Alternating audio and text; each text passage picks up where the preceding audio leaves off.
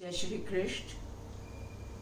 आज हम श्रीमद् भागवत गीता के दूसरे अध्याय का पाठ करेंगे। वीडियो अच्छा लगे प्लीज़ लाइक कीजिए, शेयर कीजिए, कमेंट कीजिए। प्लीज़ सब्सक्राइब कीजिएगा बेल आइकन के साथ और वीडियो पूरा देखिएगा क्योंकि गीता का अध्याय है, अधूरा मत छोड़िएगा। शुरू करते हैं दूसरा अध्याय। संजय बोले, उस प्रकार करुणा से व्याप्त और आंसुओं से पूर्ण तथा व्याकुल नेत्रों वाले शोक युक्त उस अर्जुन के प्रति भगवान मधुसूदन ने ये वचन कहा। श्री भगवान बोले, हे अर्जुन, तुझे इस असमय में ये मोह किस हेतु प्राप्त हुआ? क्योंकि ना तो ये श्रेष्ठ पुरुषों का आचारित है, ना स्वर्ग को देने वाला है, ना कीर्ति को करने वाला है। इसलिए हे अर्जुन, नपुंसकता को मत प्राप्त हो। तुझको ये बात अच्छी नहीं जान पड़ती। हे परंतप, हृदय को तुच्छ दुर्बलता को त्याग कर युद्ध के लिए खड़ा हो जा।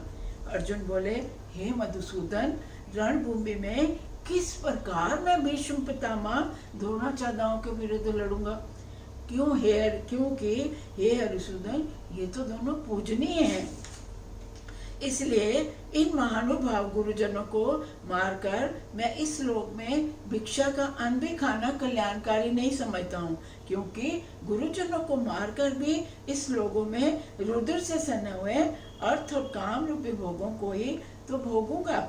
हम ये भी नहीं जानते कि हमारे लिए युद्ध करना ना करना इन दोनों में से कौन सा श्रेष्ठ है, अथवा ये भी नहीं जानते उन्हें हम जीतेंगे या वो हमको जीतेंगे।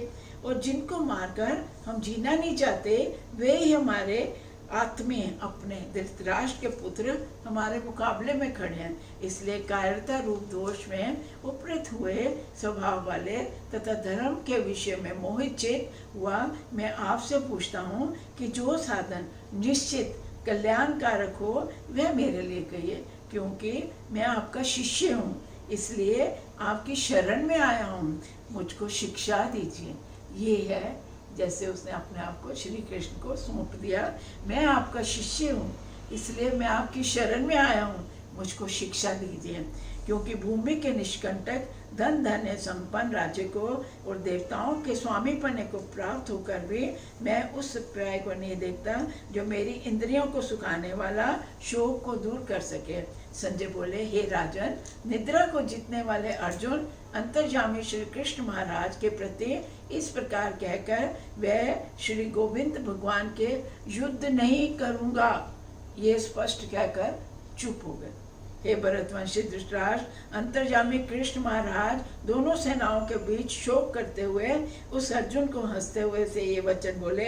श्री कृष्ण बोले, हे अर्जुन, तू ना शोक करने वाले मनुष्यों के लिए शोक करता है और पंडितों के से भी वचन को कहता है, परंतु जिनके प्राण चले गए हैं उनके लिए और जिनके प्राण नहीं गए हैं उनके लिए पंडित जन शोक नहीं करते हैं।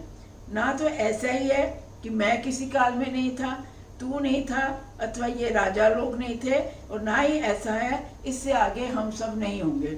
जैसे जीवात्मा की इस देह में बालकपन, जवानी, वृद्धावस्था होती है, वैसे ही अन्य शरीर भी प्राप्ति होती है। इस विषय में धीर पुरुष मोहित नहीं होता।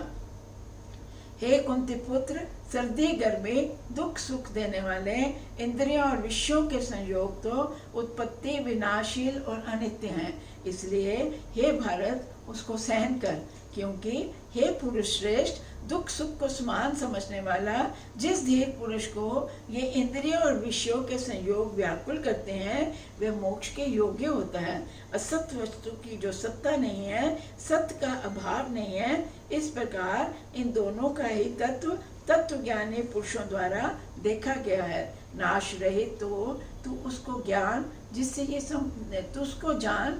ये संपूर्ण जगत दृश्य वर्ग व्याप्त है। इस अविनाशी का विनाश करने में कोई भी समर्थ नहीं है।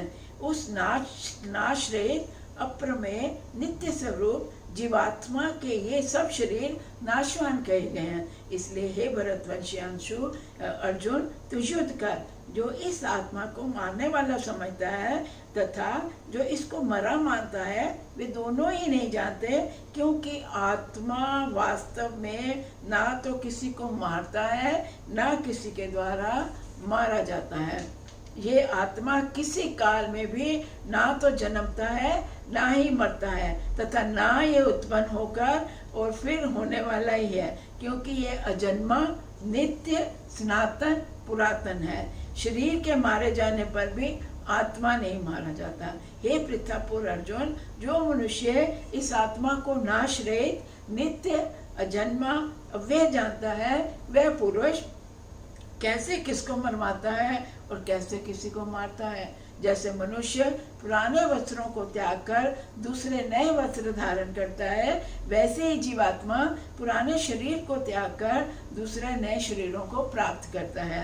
इस आत्मा को शस्त्र काट नहीं सकता, इसको आग जला नहीं सकती, इसको जल नहीं गला सकता और वायु नहीं सुखा सकता, क्योंकि ये आत्मा अछेद्य है, ये आत्मा अधा है, अकलेद्य है और निस्संदेह अश्वय है, तथा ये आत्मा नित्य, सर्वव्यापी, अचल, स्थिर रहने वाला और सनातन है। ये आत्मा अव्यक्त है, ये आत्मा अचिंत्य है, ये आत्मा विकार रहित कहा जाता है। इससे हे अर्जुन, इस आत्मा को उपयुक्त प्रकार से जानकर तू शोक करने के योग्य नहीं है, अर्थात तुझे शोक करना उचित नहीं है।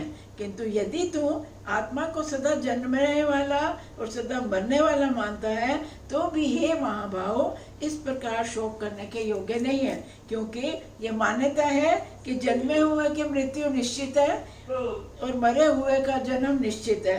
इससे भी इस बिना उपाय वाले विषय से तू शोक करने के योग्य नहीं है। हे अर्जुन, संपूर्ण प्राणी जन्म से पहले अप्रगट थे और मरने के बाद भी अप्रगट हो जाने वाले हैं, केवल बीच में ही प्रकट हैं। फिर ऐसी स्थिति में क्या शोक करना है?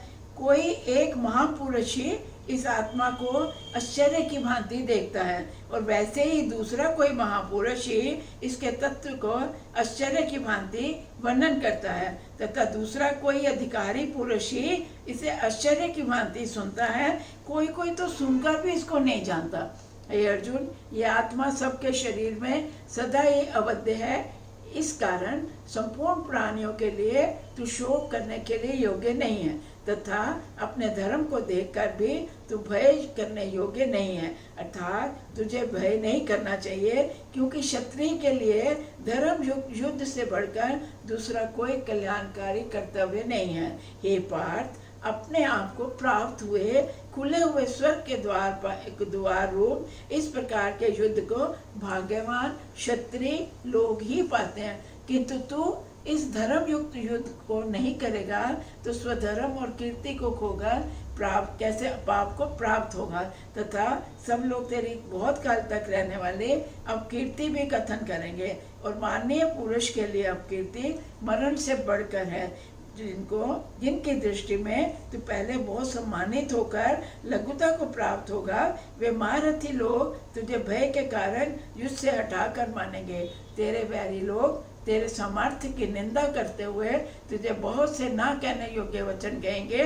उससे भी अधिक दुख और क्या होगा? या तो युद्ध में मारा जाकर स्वर्ग को प्राप्त होगा, अथवा संग्राम को जीतकर पृथ्वी का राज्य करेगा। इस कारण हे अर्जुन, तू युद्ध के लिए निश्चय रूप से खड़ा हो जा।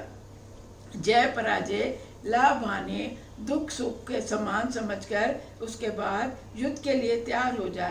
इस प्रकार युद्ध करने से तू पाप को नहीं प्राप्त होगा। हे पार्थ, ये बुद्धि तेरे लिए ज्ञान योग के विषय कही गई है। अब तू इसको कर्म योग के विषय में सुन। जिस बुद्धि से युक्त हुआ तू कर्मों के बंधन को भली भांति त्याग देगा तथा सर्वथा नष्ट कर डालेगा। इस कर्म योग के आरंभ का अर्थात बीज का नाश नहीं है, उल्टा फल रूप दोष ही लगेगा। भले इस कर्म योग रूप धर्म का थोड़ा सा भी साधन जन्म मृत्यु महान भय से रक्षा करता है। हे अर्जुन, इस कर्म योग के निश्चयात्मक बुद्धि एक ही होती है, किंतु स्थिर विचार विवेकहीन काम मनुष्यों की बुद्धियां निश्चय बहुत भेदों वाली और अनंत होती हैं। हे अर्जुन, जो भोगों में तन्मय रहते हैं जो कर्म फल के प्रशंसक वेद वाक्यों में भी प्रीति रखते हैं, जिनकी बुद्धि में स्वर्ग ही परम प्राप्त वस्तु है, जो स्वर्ग से बढ़कर दूसरी कोई वस्तु नहीं मानता, ऐसा कहने वाले हैं। वे अविवेकी जन इस प्रकार जिस पुष्पित अर्थात दिखाओ शोभा युक्त वाणी को कहा करते हैं, जो कि जन्म रूपी कर्म फल देने वाली एवं भोग तथा ऐश्वर्य की प्राप्ति के लिए नाना प्रकार की बहुत सी क्रियाएं वर्णन करती हैं, तथा वाणी द्वारा जिनका चित्त हर लिया गया है, वे भोग और ऐश्वर्य के अत्यंत आसक्त हैं। उन पुरुष की परमात्मा को निश्चयात्मक बुद्धि नहीं होती। हे अर्जुन, वेद युक्त प्रकार से तीनों गुणों को कार्य रूप समस्त भोगों एवं उनके साधनों को प्रतिपादन करने वाले हैं, इसलिए तू उन भोगों एवं उनके साधनों को आसक्तिहीन, हर्ष शोक द्वंद्वों से रहित नित्य वस्तु परमात्मा में स्थित योग क्षेम को ना चाहने वाला और स्वाधीन अंतःकरण वाला हो। सब ओर से परिपूर्ण जलाशय के प्राप्त हो जाने पर छोटे जलाशयों में मनुष्य कितना प्रयोजन रहता है, ब्रह्म को तत्व से जानने वाले ब्राह्मण का समस्त वेदों में उतना ही प्रयोजन रह जाता है। तेरा कर्म करने में अधिकार है, उसके फलों में नहीं। इसलिए तू कर्मों के फल का हेतु मत हो, और तेरे कर्म ना होंगे तो आसक्ति ना हो। ये धनंजय, तू आसक्ति को त्याग कर सिद्धि या सिद्धि के समान बुद्धि वाला होकर योग में स्थित कर्तव्य कर्मों को कर, समत्व ही योग कहलाता है। इस समत्व रूप बुद्धि योग से सकाम कर्म अत्यंत निम्न श्रेणी के हैं। इसलिए है धनंजय, तू सम बुद्धि की रक्षा का उपाय ढूंढ और बुद्धि योग के आश्रय ग्रहण कर, क्योंकि फल के हेतु बनने वाला अत्यंत दीन है। सम बुद्धि युक्त पुरुष पुण्य और पाप दोनों को इसी लोक में त्याग देता है, अर्थात उससे मुक्त हो जाता है। इसलिए तू समत्व रूप योग में लग जा। ये समत्व रूपी योग ही कर्मों की कुशलता है, अर्थात कर्म बंधन को छूटने का उपाय है, क्योंकि सम बुद्धि से युक्त ज्ञानी जन कर्मों से उत्पन्न हुए फल को त्याग कर जन्म रूप बंधन से मुक्त होकर निर्विकार परम पद को प्राप्त हो जाते हैं। जिस काल में तेरी बुद्धि मोह रूप दलदल को भली भांति पार कर जाएगी, उस समय तू सुनने में आने वाले इस लोक परलोक संबंधी सभी भोगों से वैराग्य प्राप्त हो जाएगा। भांति भांति के वचनों को सुनने से विचलित हुई तेरी बुद्धि जब परमात्मा में अचल और स्थिर ठहर जाएगी, तब तू योग को प्राप्त हो जाएगा, अर्थात तेरा परमात्मा नित्य संयोग हो जाएगा। अर्जुन बोले, हे केशव, समाधि में स्थित परमात्मा को प्राप्त हुए स्थिर बुद्धि पुरुष का क्या लक्षण है? वह स्थिर बुद्धि पुरुष कौन बोलता है, कैसे बैठता है, कैसे चलता है? श्री भगवान बोले, अर्जुन, जिस काल में ये पुरुष मन में स्थित संपूर्ण कामनाओं को भली भांति त्याग देता है और आत्मा में आत्मा ही संतुष्ट रहता है, उस काल में स्थिर प्रतिज्ञा कहा जाता है। दुखों की भांति प्राप्त हुए जिसके मन में उद्वेग नहीं होता, सुखों की प्राप्ति पर सर्वथा निष्प्रिय है, जिसमें राग भय क्रोध नहीं हो गए, ऐसा होने स्थिर बुद्धि कहा जाता है। जो पुरुष सर्वत्र स्नेह रहित हुआ और उस शुभ और अशुभ वस्तु को प्राप्त होकर न प्रसन्न होता है न द्वेष करता है,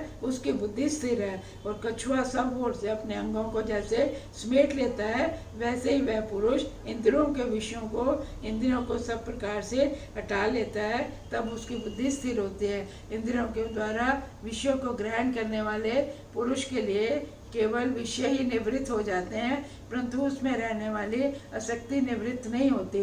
इस स्थिर प्रज्ञ पुरुष को आसक्ति भी परमात्मा का साक्षात करके निवृत्त होती है। ये अर्जुन, आसक्ति का नाश न होने के कारण ये प्रमंथन स्वभाव वाली इंद्रियां यत्न करते हुए बुद्धिमान पुरुष के मन को बलात् हर लेती है। इसलिए साधक को चाहिए वह उन संपूर्ण इंद्रियों को वश में करके समाहित हुआ मेरे प्राण होकर ध्यान में बैठे, क्योंकि जिस पुरुष की इंद्रियां वश में होती हैं उसी की बुद्धि स्थिर हो जाती है। विषयों का चिंतन करने वाले पुरुष की उन विषयों में आसक्ति हो जाती है। आसक्ति से उन विषयों की कामना उत्पन्न होती है। कामना से विघन में क्रोध उत्पन्न होता है। क्रोध अत्यंत मूढ़ रूप उत्पन्न होता है। मूढ़ स्वभाव से स्मृति को भ्रम हो जाता है। स्मृति के भ्रम हो जाने से बुद्धि और ज्ञान शक्ति नाश हो जाता है, और बुद्धि का नाश हो जाने से ये पुरुष अपनी स्थिति को गिर जाता है। परंतु अपने अधीन किए गए अंतःकरण वाले साधक अपने वश में की गई राग द्वेष रहित इंद्रियों द्वारा विषयों का विचरण करता हुआ अंतःकरण के प्रसन्नता को प्राप्त होता है। अंतःकरण के प्रसन्नता होने पर उसके संपूर्ण दुखों का अभाव हो जाता है, और प्रसन्न चित्त वाले कर्म योगी की बुद्धि शीघ्र ही सब ओर से हटकर एक परमात्मा में ही बलिभांति स्थिर हो जाती है। ना जीते हुए मन और इंद्रियों वाले पुरुष में निश्चयात्मक बुद्धि नहीं होती, और उस अयुक्त मनुष्य के अंतःकरण की भावना भी नहीं होती, तथा भावनाएं मनुष्य को शांति नहीं मिलती, और शांति रहित मनुष्य को सुख नहीं मिलता। क्योंकि जैसे जल में चलने वाली नाव को वायु भर लेती है, वैसे विषयों में विचरती हुई इंद्रियों में से मन जिस इंद्रियों के साथ रहता है वह एक ही इंद्रिय उस अयुक्त पुरुष को बुद्धि को हर लेती है। इसलिए हे महाभाव, जिस पुरुष की इंद्रियों के विषय में सब प्रकार निगरे हुई हैं, उसी की बुद्धि स्थिर है। संपूर्ण प्राणियों के लिए जो रात्रि के समान है, उस नित्य ज्ञान स्वरूप परमानंद की प्राप्ति स्थित प्रदिक योगी जागता है, और जिस नाशवान संसारिक सुख की प्राप्ति सब प्राणी जागते हैं, परमात्मा के तत्व को जानने वाले मुनि के लिए वे रात्रि के समान है। जैसे नाना नदियों में जल सब ओर से परिपूर्ण अचल प्रतिष्ठा वाले संपूर्ण से उसमें विचलित ना होते हुए समा जाते हैं, वैसे ही सब भोग स्थिर पुरुष के लिए किसी प्रकार का विकार उत्पन्न किए बिना ही समा जाते हैं। वही पुरुष परम शांति को प्राप्त होते हैं, भोगों को चाहने वाला नहीं। जो पुरुष संपूर्ण कामनाओं को त्याग कर ममता रहित, अहंकार रहित, स्प्रिया रहित हुआ विचरता है, वही शांति को प्राप्त होता है, अर्थात वह शांति को प्राप्त करता है। हे अर्जुन, ये ब्रह्म को प्राप्त हुए पुरुष की स्थिति है। इसको प्राप्त होकर योगी कभी मोहित नहीं होता, और अंत काल में भी वह ब्राह्य स्थिति स्थित होकर ब्रह्मानंद को प्राप्त हो सकता है। ओम तत्सदिति श्रीमद् भागवत सूपनिषद ब्रह्म विद्याम योग शास्त्र। ओम तत्सदिति श्रीमद् भागवत गीता सूपनिषद ब्रह्म विद्याम योग शास्त्रे श्री कृष्ण अर्जुन संवादे सांख्य योग नामक द्वितीय अध्याय। जय श्री कृष्ण।